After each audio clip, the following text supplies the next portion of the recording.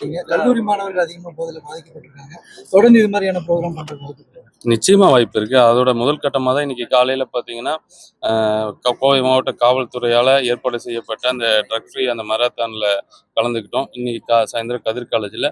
இதோட நிக்காம தமிழ்நாடு முழுக்க இருக்க மாணவர்கள்கிட்ட கொண்டு போய் இந்த போதைப் பொருட்களுக்கெல்லாம் என்னென்ன பிரச்சனை, தடை செய்ய போதைப் பொருட்கள் யார் மூலமா வந்தாலும் உடனடியா சம்பந்தப்பட்ட கல்லூரிக்கோ அல்லது அந்த காவல் நிலையங்களுக்கோ, காவலர்களுக்கோ தகவல் தெரிவிக்கணுங்கிற ஒரு விழிப்புணர்வை ஏற்படுத்தணும்னு இருக்கோம். போதைப் பொருட்களை போதை பயன்பாடை பொறுத்த வரைக்கும் நான் மேலே ஸ்டேஜில் சொன்ன மாதிரி தான். இன்னைக்கு சட்டம் போட்டு உடனடியாக எல்லாரும் நிறுத்துங்கன்னு சொன்னால் அது நடைமுறைக்கு சாத்தியம் கம்மி. ஆனால் இப்போ நம்ம பண்ணிட்டு இருக்க மாதிரி இந்த குழந்தைகள்ல இருந்து உளவியல் ரீதியாக பள்ளி குழந்தைகள் இருந்து கல்லூரி குழந்தைகள் இருந்து நம்ம இதை தொடர்ந்து செஞ்சுட்டு வரும்போது நிச்சயம் வரும் காலங்களில் ஒரு பெரிய மாற்றம் தமிழ்நாட்டில் இருக்கு. மது பாட்டில்கள்ல இந்த மது தீங்குகளுக்கு நிறைய லேபிள்ஸ்ல விட்டுறீங்க. அது மாதிரி டாஸ்மாக் கடைகள் முன்னால விழிப்புணர்வு இருக்கும்னு நினைக்கிறேன். அந்த போர்டில் இருக்கும். நிறைய இடங்கள்ல இப்ப இல்ல அது மாதிரி விஷயங்கள் பண்றீங்க. இல்லைன்னா எழுதி கொண்டு வந்துடலாம். நல்லது எது இருந்தாலும் செய்யலாம். மதுவினால் ஏற்படும் தீமைகளை குறித்த அந்த வாசகங்கள் அந்த பாட்டிலில் என்ன இருக்கோ அதையவே கடையோட அந்த போர்டுலையும் கீழே கொண்டு வரலாம். உங்க துறையில ஊழல்கள் நடைபெறதா சில செய்திகள் வந்திருக்கு. அதை நீங்க எப்படி பாக்குறீங்க? அந்த மாதிரியான வாய்ப்புகள் வந்திருக்கா? என் துறையில ஊழல்கள் நடந்திருக்கு.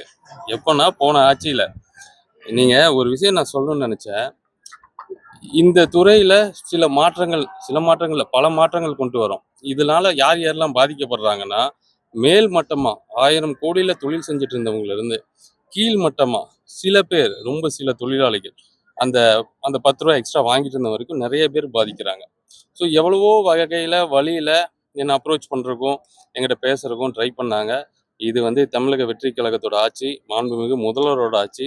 இங்க பணத்தினால எந்த விஷயமும் செய்ய முடியாது. அது சகோதரர் ராஜீவோட துறையில கூட அந்த பிரச்சனைகள் இருக்கு. பணம் கொடுக்குறோம், எப்படியாவது எங்களுக்கு இப்போ இருக்க செட்டப்பையே விடுங்கன்னு சொல்றாங்க. நாங்க அதுக்கு மக்கள் மாற்றம் வேணும்னு எங்களை செலக்ட் பண்ணியிருக்கிறாங்க.